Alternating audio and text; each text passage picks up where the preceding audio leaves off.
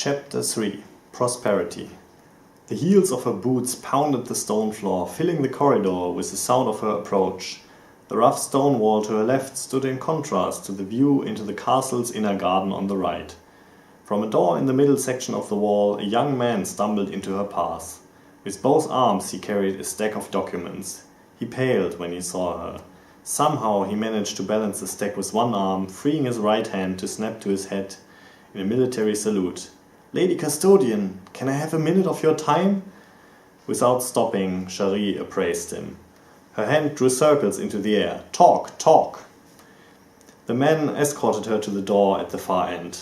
"I'm starting my assignment in northern Thoralia next week, and there are still a few issues that need to be clarified."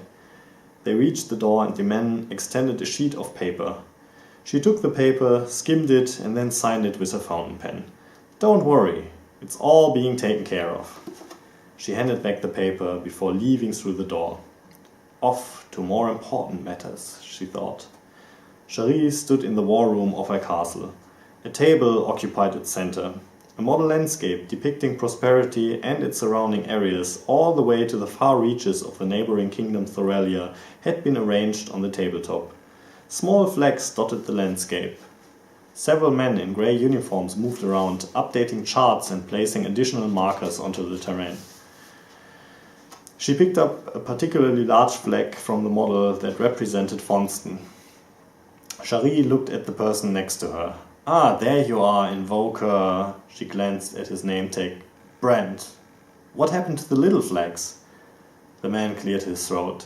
"In the last few months, the netherworld magic activity has dramatically increased in Fonston. There wasn't enough space to track individual incidents, so we've decided to catalog them and use a single marker to indicate this.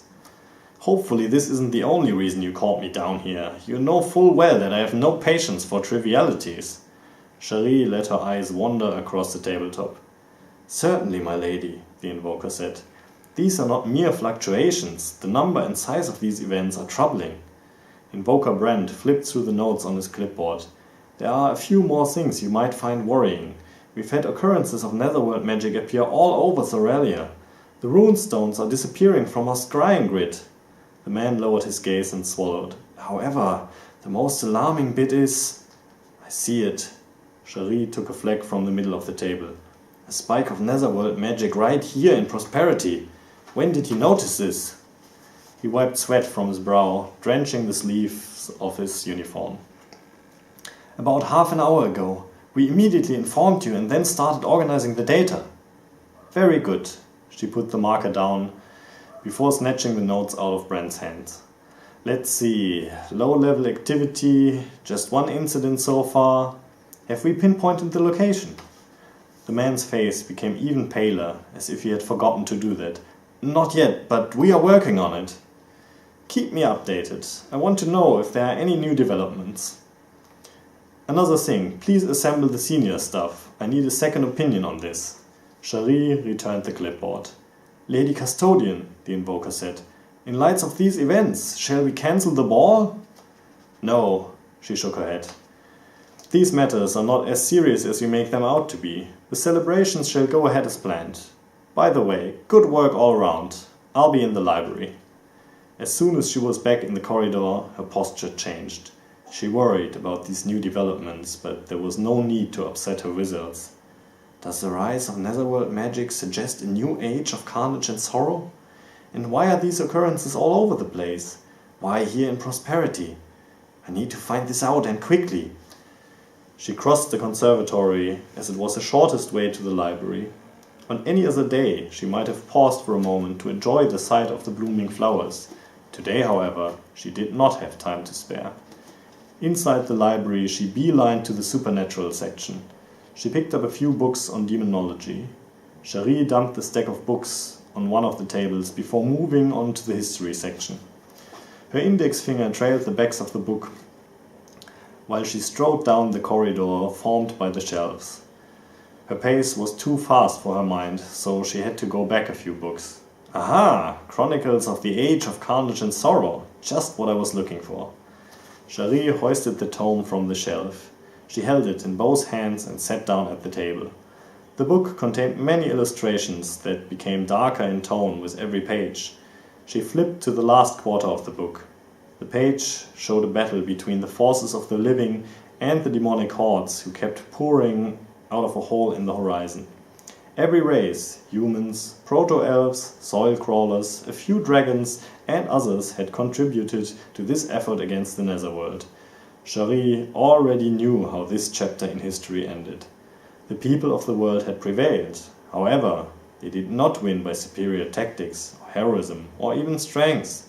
They had won because their opposition became too greedy. With every death, someone who believed in the world order, which included the demonic presence of the Netherworld, ceased to contribute to that belief. The demons had choked their own lifeline by killing most of those whose belief fueled their existence. In the end, all races were reduced to a fraction of their numbers. The dragons took the worst hit. They were almost extinct at the end of the Age of Carnage and Sorrow. Humans, who were minor actors before, recovered the fastest and became the dominant force in this new age. As for the dragons, to the best of Shari's knowledge, a mere 5 of them remained. Well, 6 if you counted Sulphurmore, the undead dragon king of the Quarantine Lands. Shari refused to read on. It upset her too much. Besides, she needed to know something else. Let's find out how it all started. What portents are we going to see? She flipped back to an earlier part of the book. She identified the signs that her task force of wizards had observed. Netherworld energy springing up in seemingly random places and demons manifesting themselves in the world. According to the historians, all of those random places contained a physical and magical link between the world and the Netherworld. The consensus of the scholars at the time was that several humans had been lured by the promise of power and entered into a pact with demons. Ultimately, this allowed the demons to pry open the seams that separated dreams from reality. Their endless numbers flooded into the world, and nobody had the strength to stop them. Shari shook her head. She started turning pages, mostly concentrating on the pictures. There's got to be some information in here how to stop this before it reaches a critical point. But first things first, somewhere in Prosperity, there's someone who struck a bargain with demons. Without a shadow of a doubt, she decided that anyone collaborating with demons had to die. By her own decree, the death penalty had been abolished in Prosperity. However, given what was at stake, she had no qualms about making an exception. Anyone collaborating with demons would not be tried in court, but face judgment at her hands. One of her aides rushed to her side. For a moment, he stood there with a red face, pressing his arms against his sides, bent torso, and gasping for air with an open mouth. She appreciated the haste, but would have preferred a more dignified entrance. Fortunately, she had a hunch about what he wanted to report. "You are here to tell me that the senior staff is ready."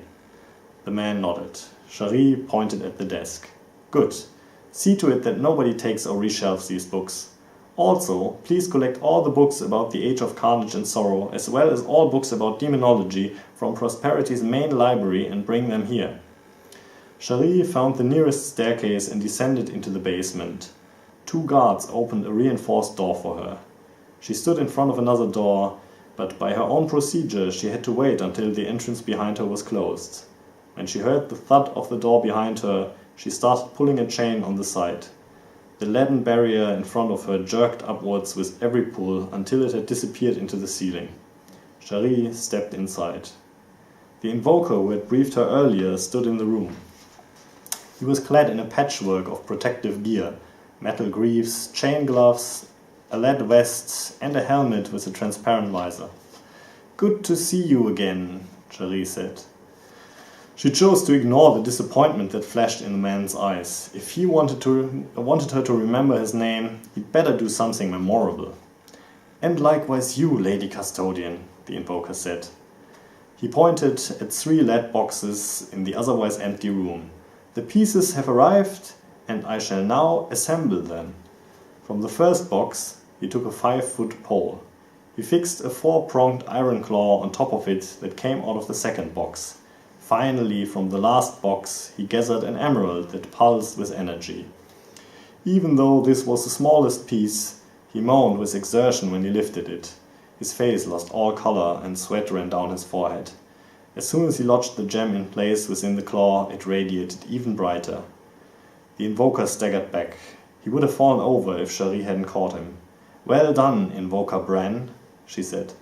"Brand," his voice a whisper. She hated being corrected, but considering that the man had just shaved off a few years of his life expectancy to serve her, she elected to let it slide. "Good work, Invoker Brand. Take a well-earned rest." Cherie helped him reach the exit. The invoker sealed off the chamber, locking her inside. She sat down at the edge of the room, as far away from the stuff as possible. Cherie crossed her legs. She concentrated to unleash some of her magic to enhance her senses. It allowed her to see the magical forces around her. Before her stood the avatar of the stuff. A green glowing naked man who was held in place by a series of chains. His burning eyes locked in on her. The man opened his mouth and revealed rows of razor-sharp teeth. "Greetings, Mistress Cherie. You haven't called on me in a long time." "And for good reason, Mandor. I don't particularly enjoy dealing with you," Cherie said. "You wound me, dearest Cherie, but that confirms my suspicions. You are here because you're facing a problem seemingly beyond your abilities," Mandor said.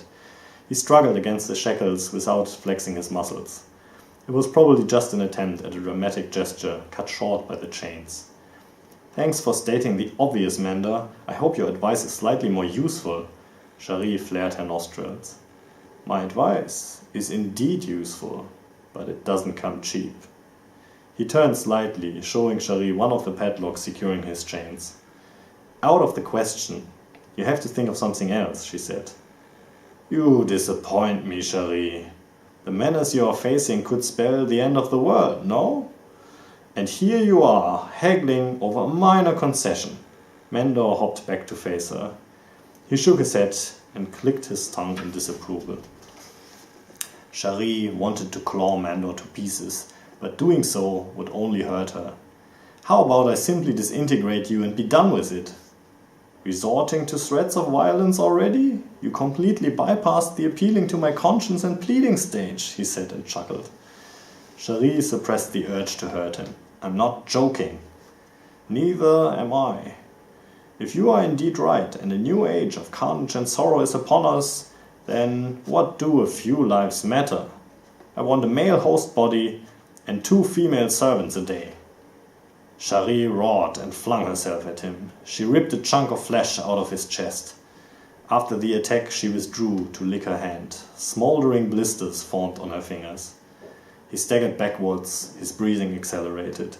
His shoulders sagged forward, and the look he gave her was a mixture of surprise and terror.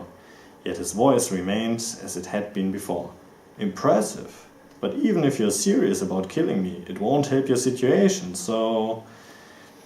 She would have liked to let him stew for a few days, but time was a luxury she couldn't afford. I can't just give you human sacrifices, that's for sure. Here is what I can offer you. I can see whether there are any volunteers to act as hosts." He was panting as fluorescent red blood dripped out of the claw marks on his chest. "Not good enough. I want something solid before I give you any information." How about this? You exercise some restraint and get a host body for 2 hours each day.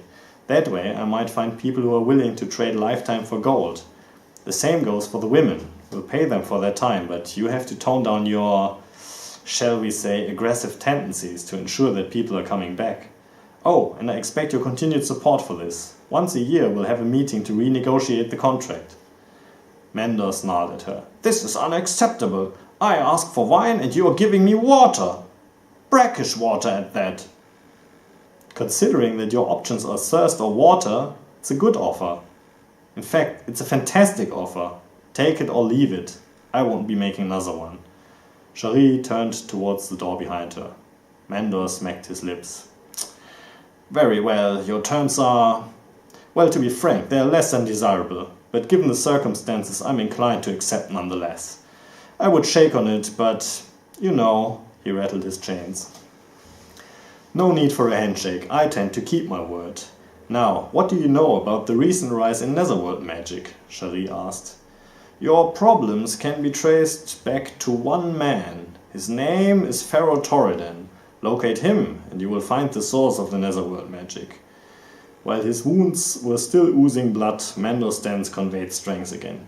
Pharaoh Torridan, Cherie said. Where do I find him? I am uncertain. It's very difficult to divine. From my confinement and with limited resources. Don't push your luck, Mando, just tell me. Cherie eyed him, folded arms while tapping her foot. He remained silent for a moment that seemed to last forever. Even I have my limits. The last piece of information I can give you is that you don't need to seek out Pharaoh Torridan at all. Eventually he's going to come to you. Mando's words sent a shiver down her spine. Thank you, Mando. I'm not one for letting things happen to me, but I appreciate this information nonetheless. It's good to be prepared when that man seeks me out. I have to go now. We shall discuss this further once I've found a temporary host for you. His eyes twinkled. No, we won't. For a moment she stood transfixed, mesmerized by his grinning face. How could he have known that she did not intend to heed her promise? Cherie shivered at that. She extinguished her magic, letting the green figure disappear from view.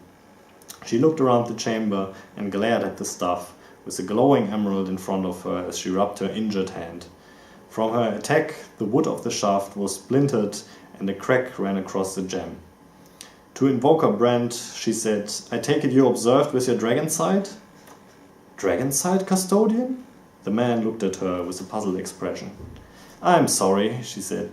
I meant spirit sight. Pardon me for using an archaic term. I see, Invoker Brand said, while raising the chamber door. Yes, Custodian, I witnessed your negotiation with the stuff. I shall ask around for volunteers to serve the stuff. Absolutely not, Cherie said. I want you to disassemble Mandor. When you're done with that, hand over the pieces to the smithy and have them melted down. But Custodian, you gave him a promise. A hint of shock crept into the Invoker's voice. Cherie frowned at him. Listen, that thing is dangerous. It cannot be allowed to roam free ever again. Do you understand that? Yes, Custodian. I just wish you didn't have to lie, that is all. Cherie sighed. I needed the information, so I gave in to its demands. That didn't mean anything. You can't break a promise when talking to an object, Brent. Cherie dragged herself back to the war room. She waved over one of her aides. I need all the information you can find on Pharaoh Torridan. I'm assuming that he is a Sorelian, but do not limit your inquiries. The man eyed her burnt hand. Lady Custodian, shall I call for a healer as well? No, it's all right, thank you. I just need some rest. I shall be in my quarters and wish not to be disturbed.